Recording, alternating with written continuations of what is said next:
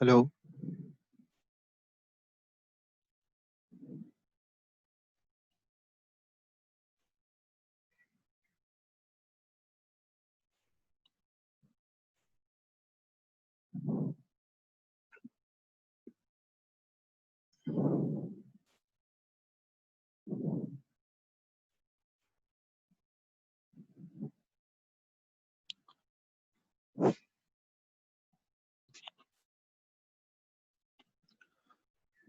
बिस्मिल्लाहिर्रहमानिर्रहीम। अस्सलाम वालेकुम वरहमतुल्लाहि वबरकातुहू। तो स्टार्ट करते हैं बेटा आज का लेक्चर। आज के लेक्चर के अंदर हम रिवाइज करेंगे जो फर्स्ट मंथली एग्जाम हुआ आपका। तो एवरेज परफॉर्मेंस रही है आप लोगों की, अराउंड 60% रिजल्ट है क्लास का। अगर 33 स्टूडेंट्स ने पार्टिसिपेट किया है तो ऑन एवरेज 50 में से 30 मार्क्स लिए। तो पेपर को डिस्कस कर लेते हैं। स्क्रीन शेयर कर रहा हूँ।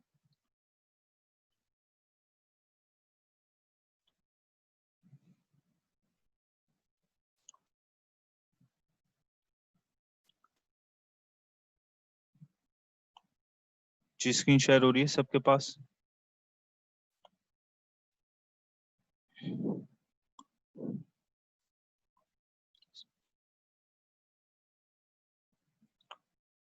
ठीक है। पहला क्वेश्चन 2, 3, 4, 6 इनका डिटर्मिनेंट लेना है। सिंपल सा क्वेश्चन है। 2 6 is 12, 4 3 is 12, माइनस करेंगे आंसर 0 आएगा। पहला का जो जवाब है वो है 0। ठीक है, ये तकरीबन सब ने सही किया था।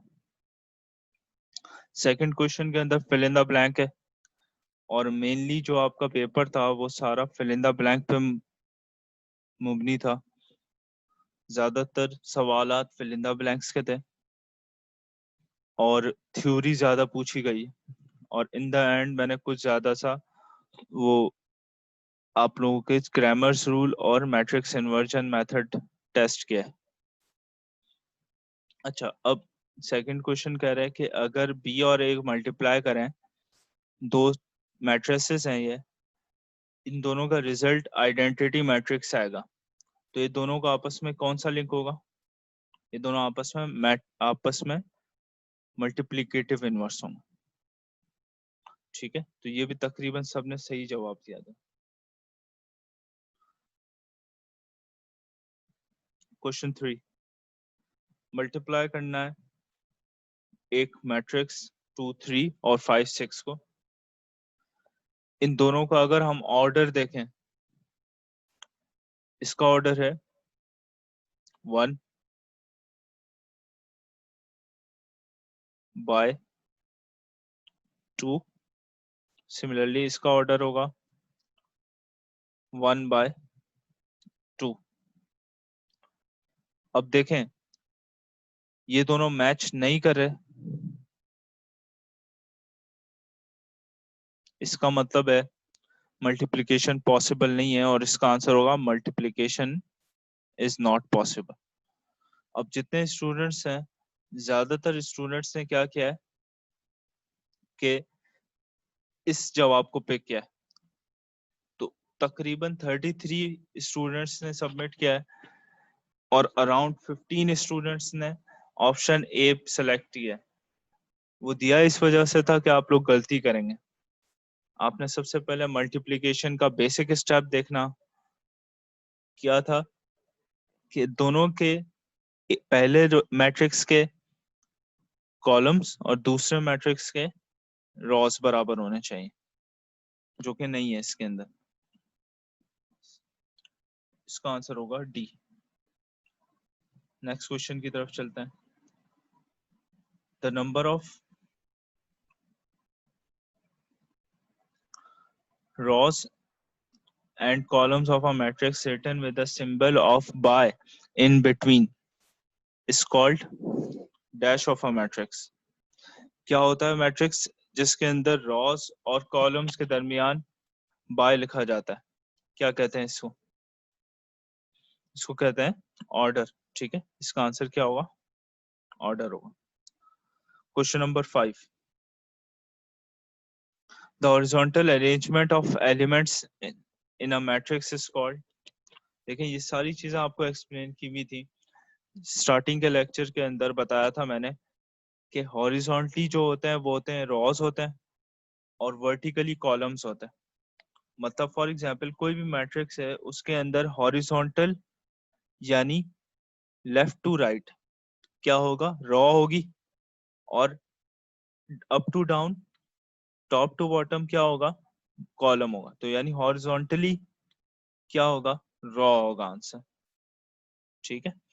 क्वेश्चन नंबर 6, किसी का भी कोई सवाल हो बेटा किसी सवाल के हवाले से तो हैंड रेस करें। A matrix which has only one vertical array of elements is called dash matrix। ऐसा मैट्रिक्स जिसके अंदर एक कॉलम होता है। वर्टिकल एरे का मतलब क्या है, कॉलम। ठीक है।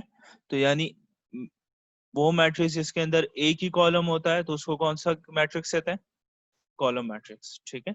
इसका मतलब इसका आंसर होगा कॉलम मैट्रिक्स। बेटा रिजल्ट अभी पता नहीं चलेगा, रिजल्ट 5 सितंबर को पता चलेगा। अभी सिर्फ पेपर डिस्कस करेंगे आपसे, नंबर्स नहीं पता चलेंगे आपको।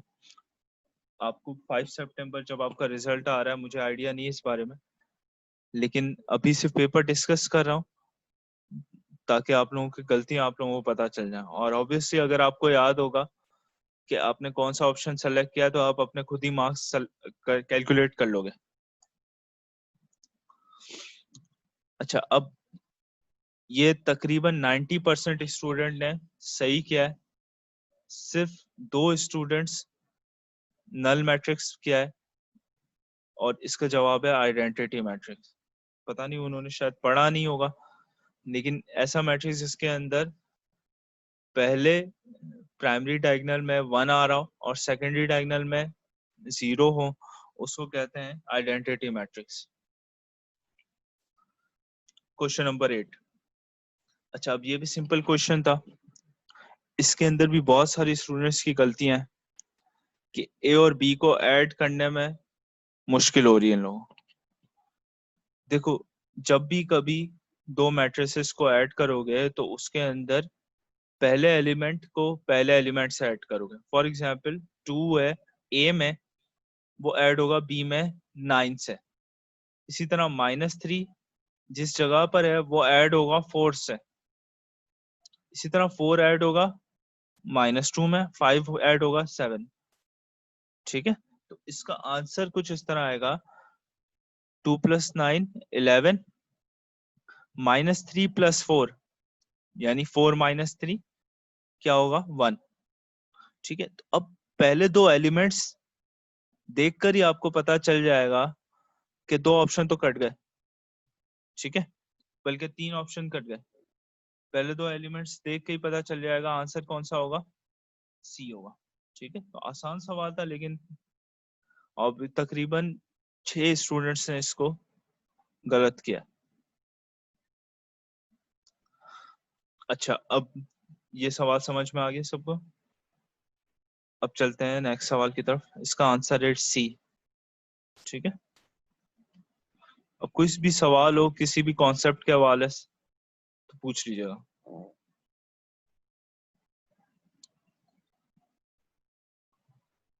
अच्छा, क्लास में से किसी के भी फुल मार्क्स नहीं आए, हाईएस्ट जो मार्क्स आए वो 48 है, यानी एक गलती सबने की है। इंडिविजुअली किसी को भी मार्क्स नहीं पता चलेंगे, ठीक है, तो मैसेज नहीं करें। अब क्वेश्चन नंबर 9 देखें। ये सवाल ऐसा है जो शायद हमने एमसीक्यूज करते वक्त भी किया था। क्या करना है, अगर इस मैट्रिक्स का डिटर्मिनेंट 0 है, मतलब ऐसा मैट्रिक्स जिसका डिटर्मिनेंट 0 होता है उसको कहते हैं सिंगुलर मैट्रिक्स। तो ये नॉलेज यहाँ पे टेस्ट हुई। आप दूसरी नॉलेज कौन सी टेस्ट हुई है, क्या आपको अननोन वेरिएबल की वैल्यू कैलकुलेट करने आती, कैसे कैलकुलेट होगी।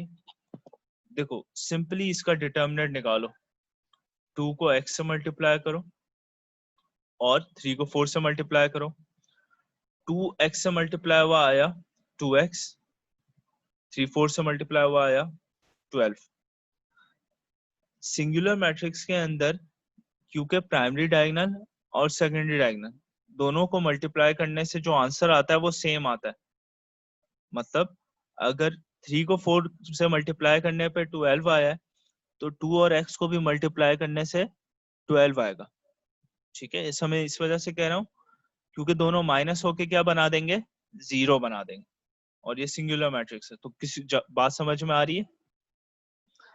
यानी 2 से ऐसा नंबर मल्टीप्लाई होगा जो आंसर क्या दे, 12 दे।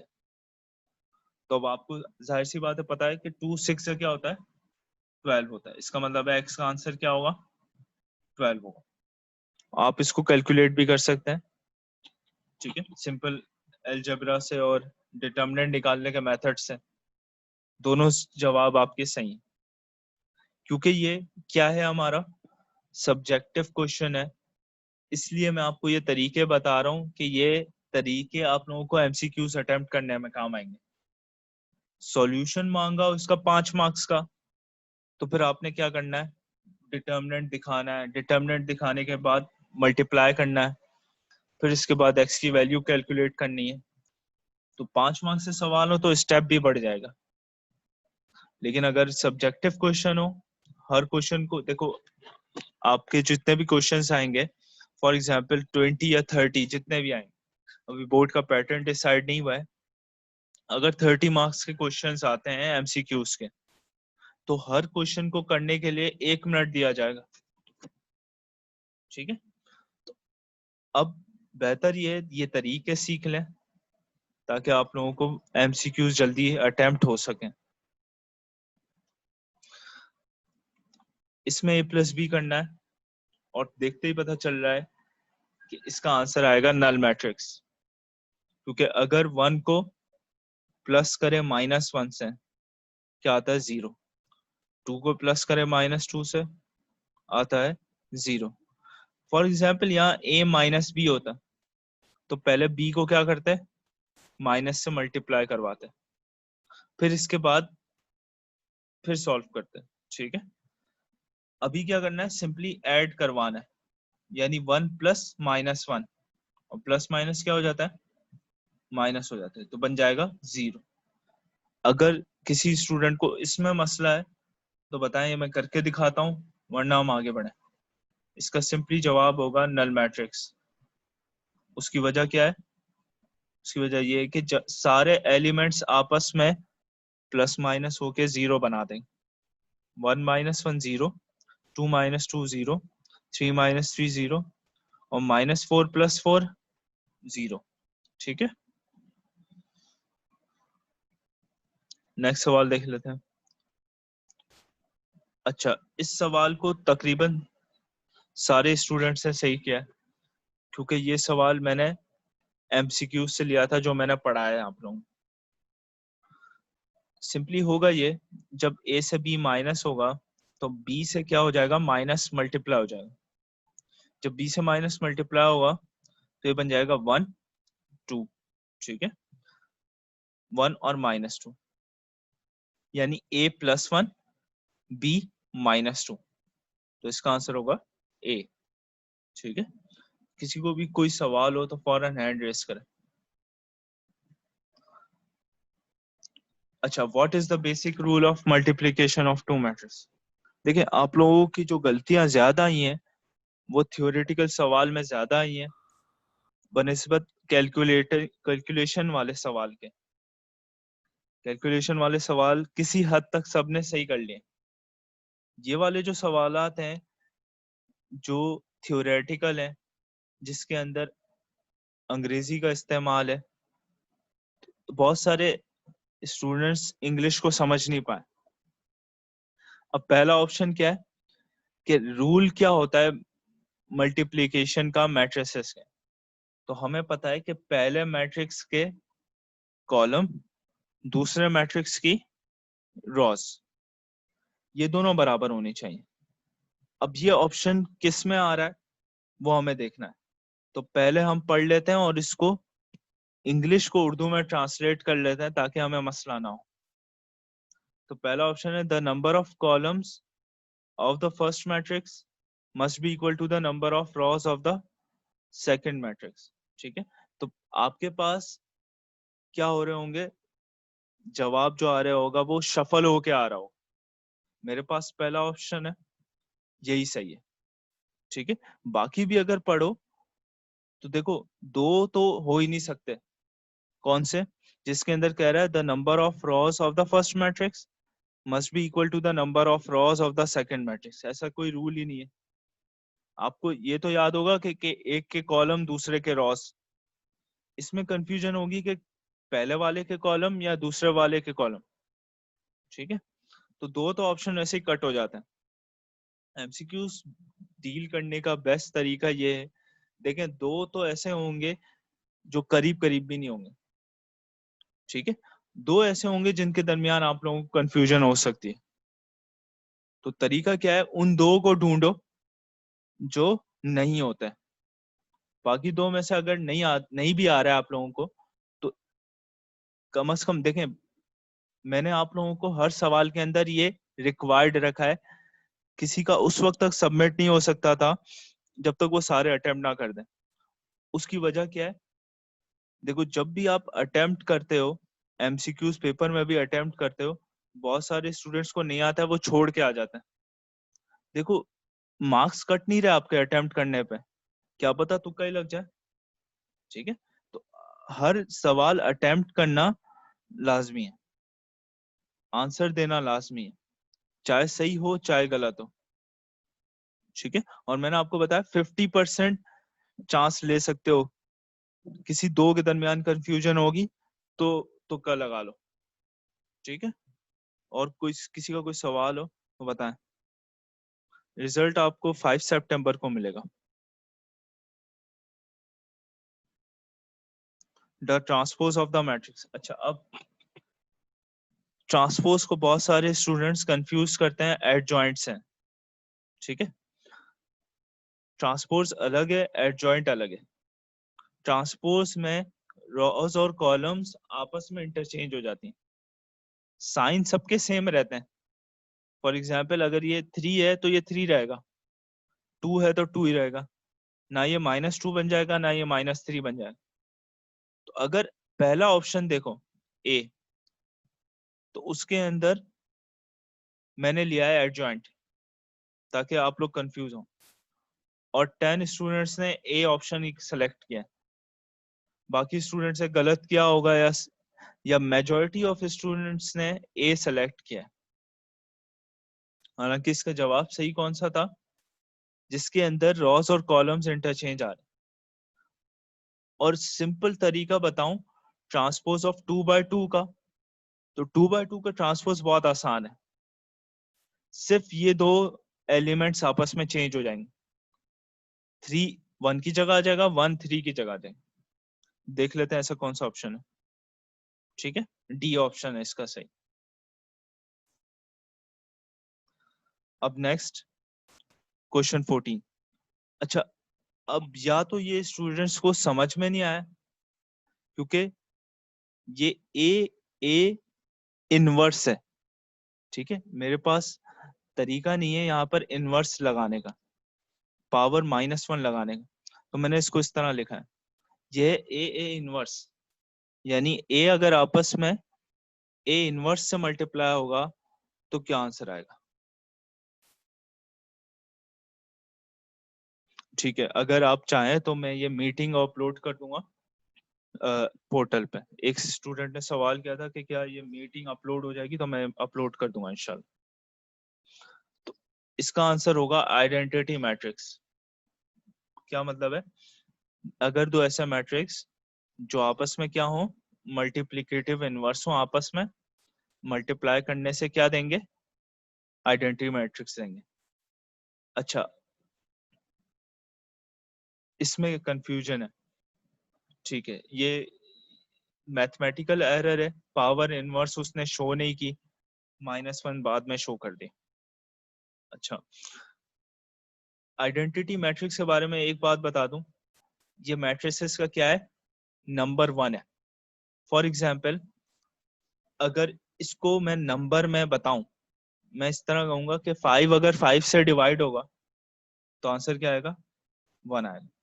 7 अगर 7 से डिवाइड होगा तो क्या आएगा? 1 आएगा। ठीक है, इसी तरह ए और ए इनवर्स क्या हो रहा है? ए आपस में क्या हो रहा है? डिवाइड हो रहा है। इसका मतलब ये, या फिर ऐसे समझो ए का इनवर्स और ए आपस में क्या हो रहा है? मल्टीप्लाई हो रहा है। ये वही बात है कि 5 1/5 से मल्टीप्लाई हो रहा है। बात तो वही है ना कि 5 5 से डिवाइड हो रहा है, बस क्या कह दिया उसको? 5 मल्टीप्लाई बाय 1/5। इसका आंसर क्या होगा? आइडेंटिटी मैट्रिक्स होगा। अच्छा, बहुत सारे स्टूडेंट्स हैं इसमें भी आंसर समझ तो लिया है, लेकिन कौन सा आंसर समझ है? 1। तो तकरीबन 5 to 6 स्टूडेंट 1 पे सिलेक्ट करके हैं। Question number 15, the inverse of a matrix does not exist if the matrix is dash matrix. कौन सा ऐसा मैट्रिक्स है जिसका इनवर्स एग्जिस्ट नहीं कर सकता? देखिए, ये मैं आपको समझा चुका था कि सिंगुलर मैट्रिक्स जब भी आंसर आता है हमारा, डिटर्मिनेंट 0 आता है, तो उसका इनवर्स एग्जिस्ट नहीं कर सकता। ठीक है, तो इसका मतलब है इसका आंसर क्या होगा? D, singular matrix.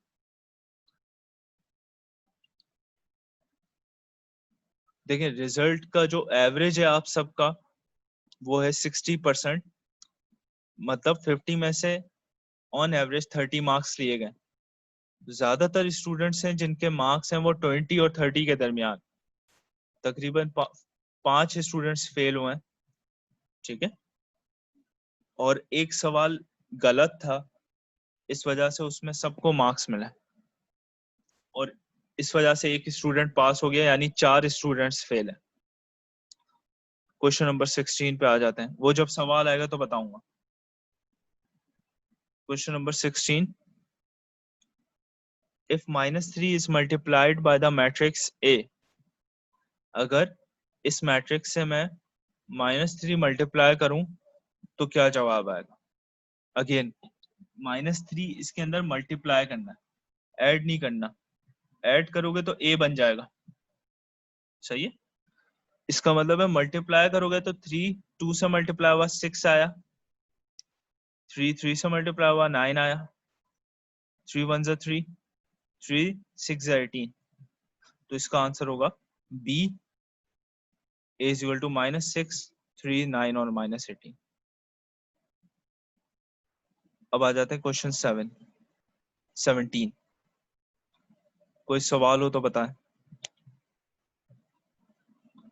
बेटा, फेल होने सर ये वालों का शुरू भी नाम नहीं बता सकता।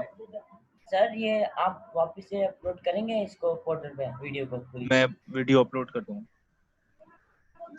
ठीक है, सर क्वेश्चन नंबर 1 इस से लेकर सेशन की एंड तक। वीडियो अपलोड कर दूंगा। ठीक है सर।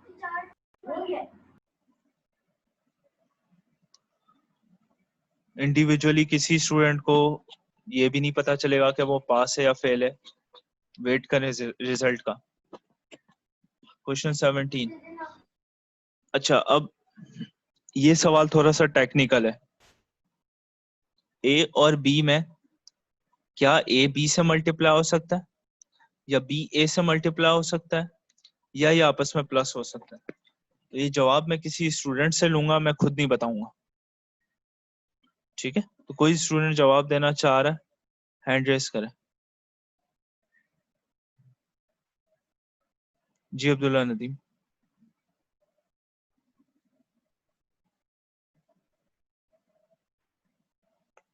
बताएं इसका आंसर। सर ये ऑप्शन बी है, ऑप्शन बी आंसर है। ऑप्शन बी आंसर है। जी देखो, बी और ए अगर मल्टीप्लाई करोगे तो देखो क्या वो मल्टीप्लाई हो सकता है? सर हो सकता है, 2/2 कैसे हो है। सकता? देखो, बी तो है, वो कौन सा है? 2/1 है।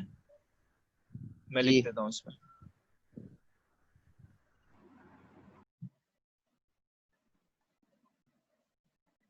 यह है 2/1, और ये है 2/2।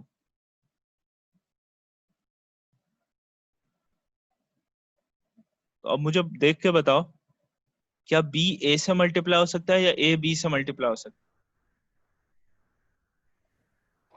सर बी ए से हो सकता है। है?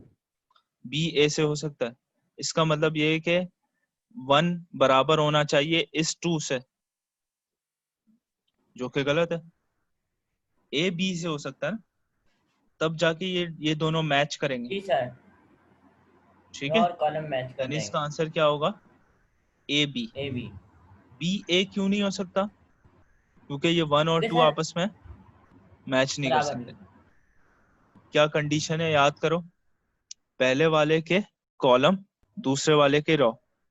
तो अगर मैं b पहले लिखूंगा तो पहला वाला कौन सा बन गया? b बन गया। अगर उसके कॉलम देखो तो कौन सा है? 1। क्या ये इससे मैच कर रहे हैं 2 से? नहीं कर रहे, इसका मतलब है बी ए पॉसिबल नहीं है। a प्लस बी तो हो ही नहीं सकता।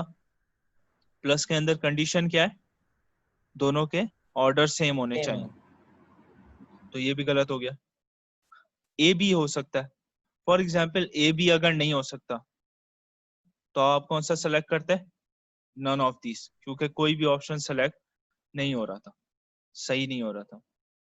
ठीक है, कोई स्टूडेंट को कोई सवाल हो इस सवाल के हवाले से तो पता है। नहीं सर, कोई प्रॉब्लम नहीं।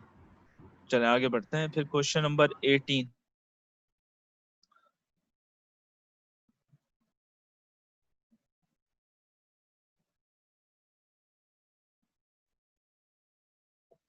क्वेश्चन 18 में कह रहे हैं कि वापस वही सवाल आ गया कि ऐसे कौन सा नंबर है जो यहाँ प्लेस किया जाए और यह मैट्रिक्स सिंगुलर मैट्रिक्स बन जाए। अब अगर तरीका याद रखो, देखो 3 को 8 से मल्टीप्लाई करने से क्या आता है? 24। 4 को किससे मल्टीप्लाई करूं कि 24 आ जाए? इसका मतलब है इसका भी आंसर क्या होगा? 6 होगा। समझ में आया सबको? जी सर। वैसे सर कैसे करते हैं इसको थोड़ा सा। देखो है कौन सा मैट्रिक्स ये? सिंगुलर है। सिंगुलर का मतलब इसका डिटर्मिनेंट 0 है, यानी प्राइमरी डायगोनल मल्टीप्लाई करने से और सेकेंडरी डायगोनल मल्टीप्लाई करने से सेम आएगा, ओके सर, समझ तब गया, जाके ठीक। 0 होगा ना, तब जाके जब भी दोनों दोनों माइनस बराबर होंगे और होंगे। 0 आएगा। दोनों ठीक बराबर है है, सर। यानी 3 8 से 24 और 4 किससे मल्टीप्लाई करूं कि 24 आए? 6 से, तो इसका जवाब होगा 6। अब ओके सर, अगर आप समझ ये गया। फॉर एग्जाम्पल पेपर में सवाल आ जाए तो पेपर में क्या करोगे? पहले दिखाओगे कि इसको लेट कर लोगे a, फिर इसके बाद 3 8 से 24 -4x, ठीक है, इज इक्वल टू 0। फिर 4x को उधर शिफ्ट करोगे, 4x इज इक्वल टू 24। 4 को डिवाइड में ले जाओगे, x इज इक्वल टू 6। तो इस तरह जवाब लिखोगे अगर पेपर में 5 मार्क्स से सवाल आ जाए। ठीक लेकिन है, अगर एमसीक्यू है तो एमसीक्यू में तो हम कोई तरीका लगाएं, बस आंसर आना ठीक। चाहिए। ठीक है, चले आगे बढ़े। क्वेश्चन 19 जी, ये भी मैक्सिमम स्टूडेंट्स का गलत जवाब है। कैसा मैट्रिक्स है ये? जी स्केलर। अब्दुल्ला, सिंगुलर है ये? स्केलर। कौन सा मैट्रिक्स है ये? अब्दुल्ला नदीम ने रेक्टेंगल। सिंगुलर का है। सर मैं कह रहा हूँ स्केलर या डायगोनल। देखो सिंगुलर तो हो ही नहीं सकता, ये 4 4 से 16 आता, ठीक है, यानी कुछ ना कुछ आंसर जरूर है इसका डिटर्मिनेंट का। स्केलर है। हाँ स्केलर है, स्केलर ठीक या है। डायगोनल। रेक्टेंगुलर भी नहीं हो सकता। डायगोनल वो होता है जिसके अंदर प्राइमरी डायगोनल क्या होता है, कौन बताएगा? प्राइमरी और सेकेंडरी डायगोनल में क्या आता है? 0 1। जी डायगोनल मैट्रिक्स क्या होता है? डायगोनल मैट्रिक्स स्केलर तो सबने बता दिया।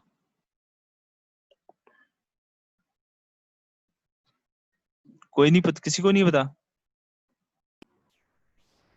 तो बेटा आप लोगों ने ही बताना।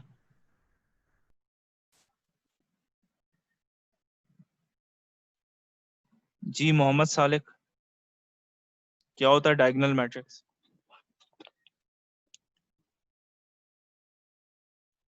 मोहम्मद सालिक,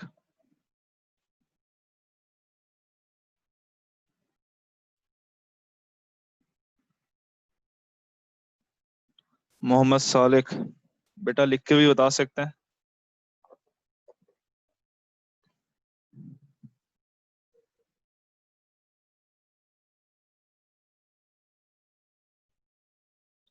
जी अहमद असगर बताना चाहेंगे?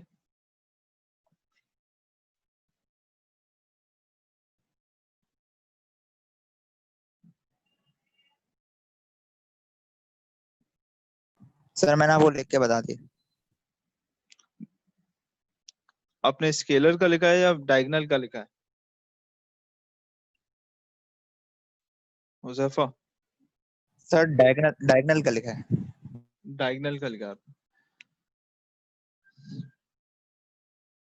सही है सर।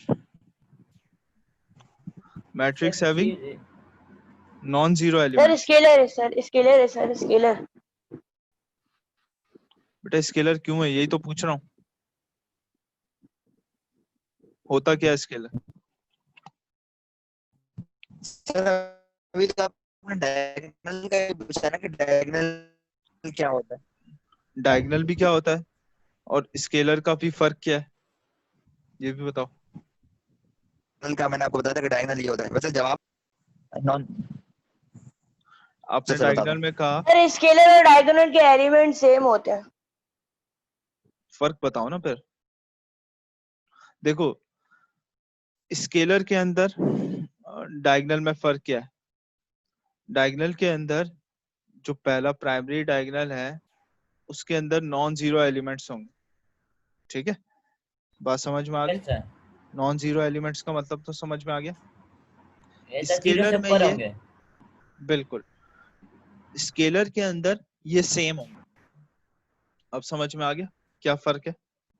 Yes sir. ठीक, चल नेक्स्ट सवाल की तरफ चलते हैं जल्दी से। क्वेश्चन 20।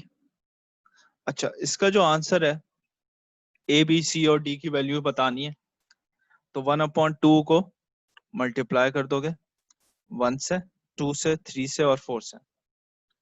यानी पहली जगह पे आ जाएगा 1/2, यहाँ आ जाएगा 2 की जगह 1, यहाँ 3 की जगह 3/2 और 4 की जगह 2, क्योंकि 2 क्या हो रहा है, डिवाइड हो रहा है। अब ये कौन सा ऑप्शन है? ये ऑप्शन होगा सी। ठीक है, yes sir. Next question, question 21। इसको क्रैमर्स रूल से सॉल्व करना था और तकरीबन सारे स्टूडेंट्स ने सही किया और इसका जवाब जो है वो है, किसी को याद है? मेरे ख्याल में इसका जवाब था सी, -1/5 और 8/5। देखो जब भी अगर आपका ऐसा कोई सवाल आ जाए जिसमें ज्यादा सॉल्व करना है तो क्या करोगे?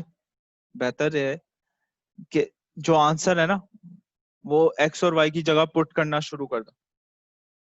जब पुट करके देखोगे और वो इक्वेशन बैलेंस आ रही है, यानी अगर मैं -1/5 और 8/5 पुट करूं तो लेफ्ट हैंड साइड और राइट हैंड साइड दोनों इक्वेशन में क्या आएगी, सेम आएगी। तो मैं इस तरह आंसर अपना वेरीफाई कर लूंगा। ठीक है, क्वेश्चन 22। क्वेश्चन 22 जो था, बहुत सारे स्टूडेंट्स ने कंप्लीट आंसर नहीं किया। अगर वो कंप्लीट आंसर करते तो जवाब ये होता आपका 12 और -3, क्योंकि उन्होंने डिटर्मिनेंट से डिवाइड नहीं किया। जब भी आपका dx और dy का आंसर आता है उसको डिवाइड करना होता है डिटर्मिनेंट से। अगर 3 से डिवाइड करता है तो ये आंसर आता है।